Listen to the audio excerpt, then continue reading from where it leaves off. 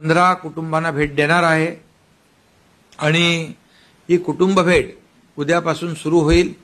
यामागचा उद्देश आणि पार्श्वभूमी एवढीच आहे की ज्या मुख्यमंत्री माझी लाडकी बहीण योजनेमध्ये जे लाभार्थ्यांना लाभ झाला आहे त्यांनाही भेटणं आणि ज्यांना लाभ मिळाला नाही त्यांनाही भेटणं, आणखी ज्या काही आपल्या योजना आहेत शासनाच्या, लाडकी बहीण तर आलीच, लेक लाडकी लखपती आहे, मुख्यमंत्री युवा कार्य प्रशिक्षण योजना आहे, मुख्यमंत्री अन्नपूर्णा योजना आहे, त्याचबरोबर मुलींना उच्च शिक्षण हायर एज्युकेशन जे आहे ते मोफत देण्याचा निर्णय घेतलाय, मुख्यमंत्री वयोश्री योजना आहे, मुख्यमंत्री तीर्थदर्शन योजना आहे आणि त्याचबरोबर मुख्यमंत्री कृषी पंप वीज बिल माफ योजना आहे, कामगार कल्याण योजना आहे आणि बचत गट, महिला बचत गटांचा महिला सक्षमीकरणाचा एक कार्यक्रम आहे।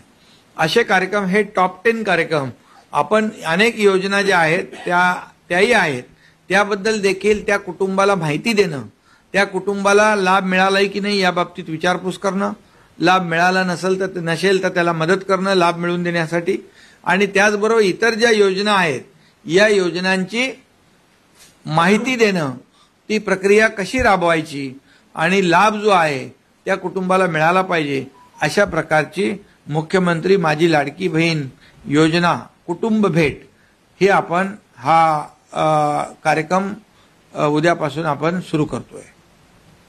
याचा शुभारंभ उद्यापासून होईल।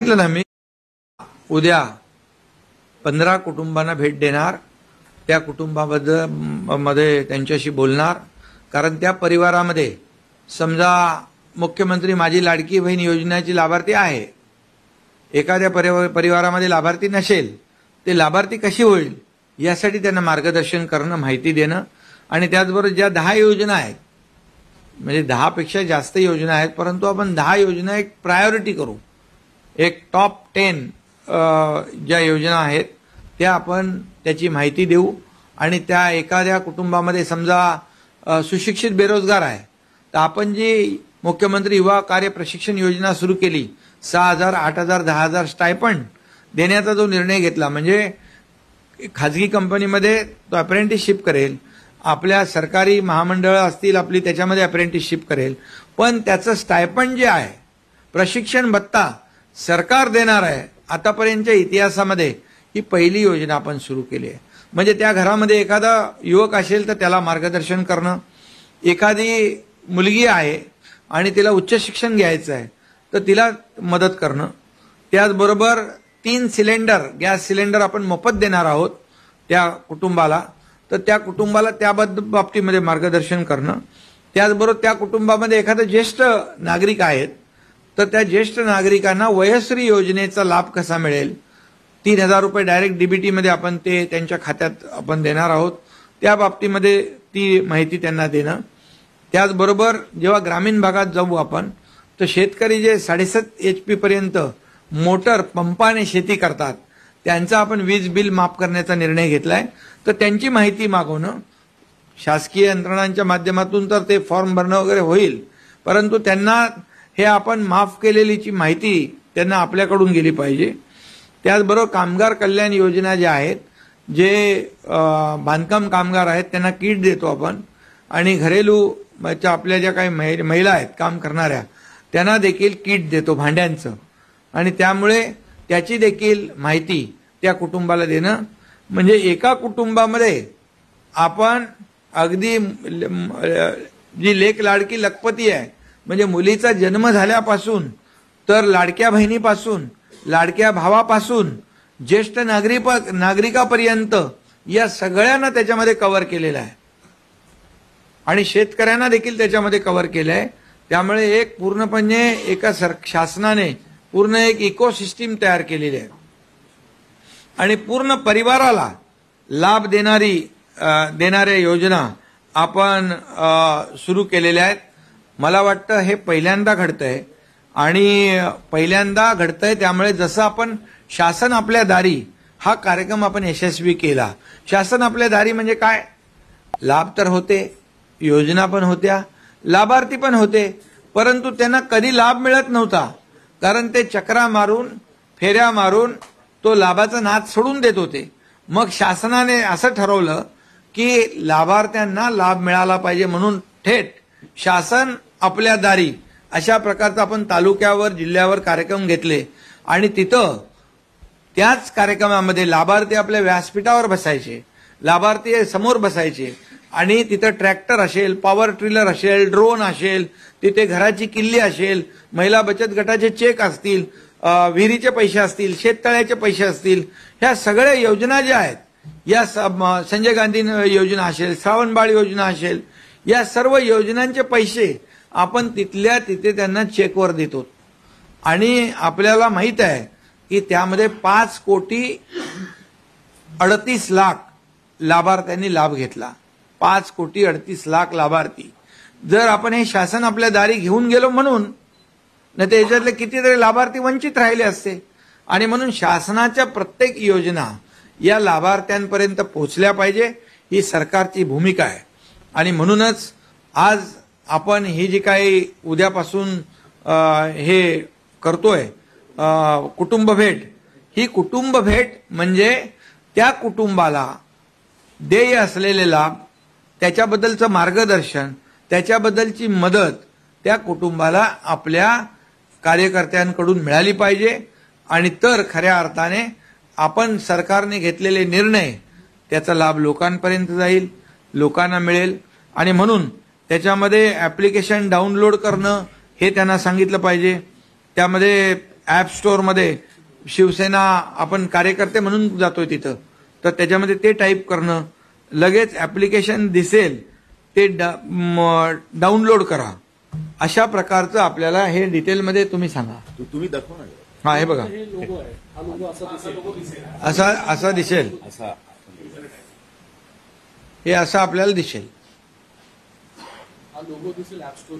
हा, हा लोगो ऍप स्टोअर मध्ये दिसेल, तो आपण डाउनलोड केला पाहिजे. आणि त्यामुळे या ज्या योजना ज्या लोकांना माहीत नाही आहेत त्या लोकांना माहीत पडतील आणि जे लाभार्थी आपले आहेत त्या लाभार्थ्यांना त्याचा लाभ मिळेल. आणि जे लाभार्थी झाले नाहीत त्यांचं डिटेल जे आहे ते आपल्याकडे आल्यामुळे त्यांना आपल्याला अचूक असं मार्गदर्शन करता येईल आणि त्याचा लाभ त्या लोकांना मिळेल. शेवटी निर्णय घेतला आपण, एवढ्या योजना आज आपण केलेल्या आहेत. मला वाटतं आतापर्यंतच्या इतिहासामध्ये कधीही अशा संपूर्ण कुटुंबासाठी अशा प्रकारच्या योजना झाल्या नव्हत्या. आणि या योजना आपण यामध्ये लोकांपर्यंत पोहोचवल्या पाहिजे. आपला जो मुख्यमंत्री माझी लाडकी बहीण कुटुंब भेट, म्हणजे त्याला आपण नाव देतोय मुख्यमंत्री माझी लाडकी बहीण, पण त्याच्या खाली ज्या इतर योजना ज्या आहेत, आता अण्णासाहेब पाटील आर्थिक विकास महामंडळ 15 लाखापर्यंतचं कर्ज आपल्या युवकांना आपण देतोय. 1 लाख युवकांना आपण कर्ज दिले, ते स्वतःच्या पायावर उभे आहेत, त्याचं व्याज सरकार भरतंय. त्यामुळे अशा अनेक ज्या योजना आहेत, या योजना लोकांपर्यंत पोहोचल्या पाहिजे. तर खऱ्या अर्थाने सरकारने घेतलेले निर्णय आणि त्याचा लाभ, ज्या उद्देशाने सरकारने निर्णय घेतले तो उद्देश सफल होईल. आणि म्हणून आपण जे सर्व पदाधिकारी आहेत, आता माझ्यासकट मी 15 घरं करणार आहे, त्यामुळे तुम्ही देखील सगळ्यांनी ते, आणि उद्यापासून ऍप लॉन्च होईल, बरोबर, उद्यापासून. आणि त्यामुळे तुम्ही तिकडे भेट 15 घरांना भेट द्यायची आहे. 15 घरांना भेट न देता भेट दिली असं तुम्ही सांगू शकणार नाही. त्यामुळे ते लगेच कळणार आहे. हा, जिओ टॅगिंग आहे, त्यामुळे ट्रॅकिंग होईल. आणि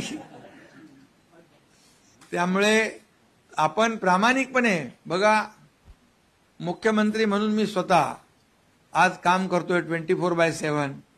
आज आपण सगळे जमिनीवरचे लोक आहोत. आज बाळासाहेबांची काय शिकवण होती की बाबा तुम्ही मंत्रालयात लोकांना चक्रा मारण्यापेक्षा तुम्ही थेट लोकांपर्यंत जा. आता मंत्रालयातून खाली उतरा म्हणाले, म्हणजे खाली उतरून त्यांना समक्ष भेटा. आपण त्या पुढे गेलो, शासन आपल्या दारी गेले, आपण गेलो. काही लोक घरी बसून सरकार चालू शकत नाहीत, त्यामुळे आपण शासन आपल्या दारी म्हणजे कार्यकर्ता लोकांच्या दारात चांगला दिसतो का त्यांना मदत करायला जातो म्हणून. आपलं शिवसेनेचं जे ब्रीदवाक्य आहे की 80% समाजकारण 20% राजकारण, म्हणून मी आता दुहेरी भूमिकेमध्ये आहे. आणि म्हणून आपला उद्देश एवढाच आहे, शासनाचं काम करते, परंतु आपण प्रत्येक घरापर्यंत पोहोचलं पाहिजे.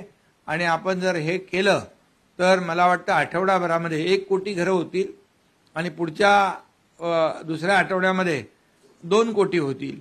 आणि हा आपण सगळं जर, आणि ज्यांना लाभ मिळाला नाही त्यांचा पूर्ण डेटा आपल्याकडे येईल, त्यांना पूर्ण मदत आपण करू. काही लोकांना माहीत नाहीये, म्हणून काही माझ्या बहिणींनी काय होईल, योजना सुरू होईल की नाही, पण शेवटी हे महायुतीचं सरकार आहे.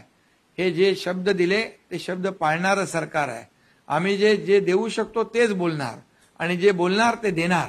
आणि म्हणून आम्ही जेव्हा खात्यामध्ये पैसे रक्षाबंधनच्या अगोदर 4 दिवसापासून खात्यात पैसे सुरू झाले, तेव्हा माझ्या लाडक्या बहिणींना देखील विश्वास झाला की या सरकारमधले भाऊ आपले खरे भाऊ आहेत आणि हे जे विरोध करणारे सावत्र भाऊ आहेत.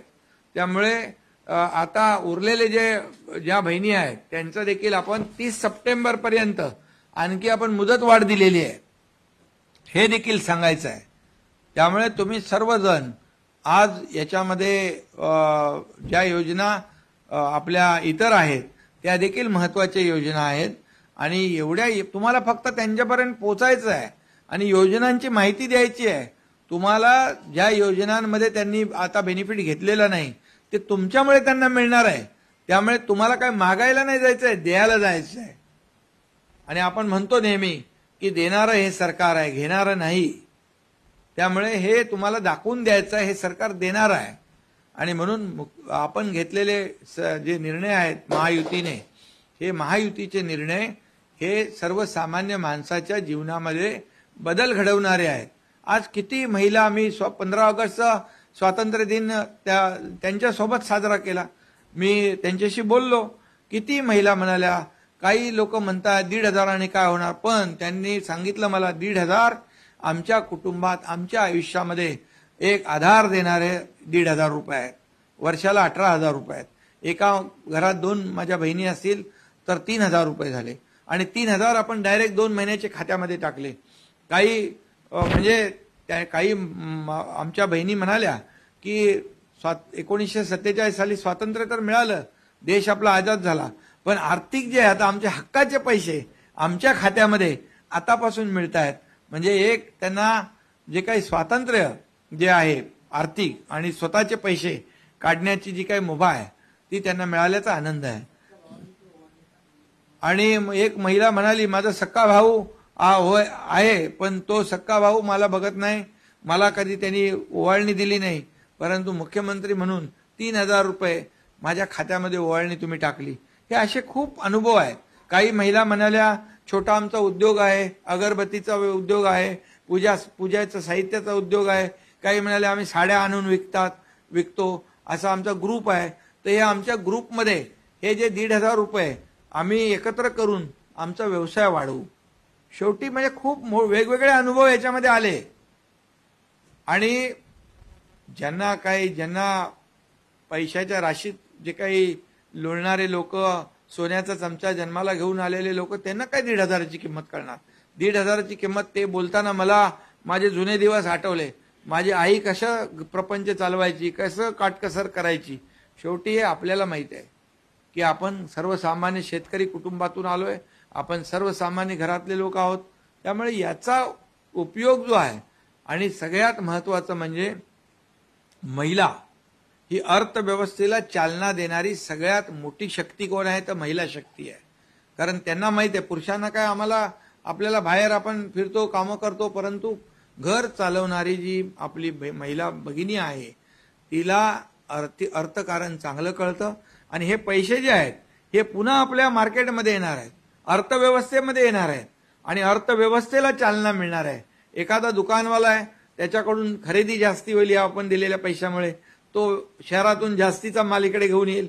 शेवटी हे अर्थकारण जे आहे, अर्थचक्र जे आहे आणि अर्थव्यवस्था त्याच्यामुळे मजबूत होणार आहे.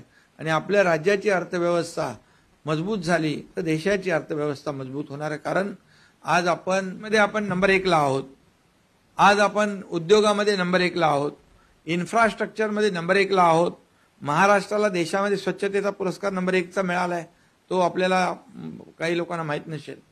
म्हणून जे आपलं सरकार यायच्या पूर्वी 2-2.5 वर्षात दुसरं सरकार होतं तेव्हा आपण 2ऱ्या-3ऱ्या नंबरला होतो. आपलं सरकार आल्यानंतर 4-5 महिन्यानंतर 6 महिन्यानंतर आपण पहिल्या नंबरला आलो देशामध्ये. आणि त्यामुळे आज आपण जर पाहिलं तर आपलं राज्य एक प्रगत राज्य आहे. इंडस्ट्री फ्रेंडली स्टेट झालंय आपलं. उद्योग आपल्याकडे येत आहेत.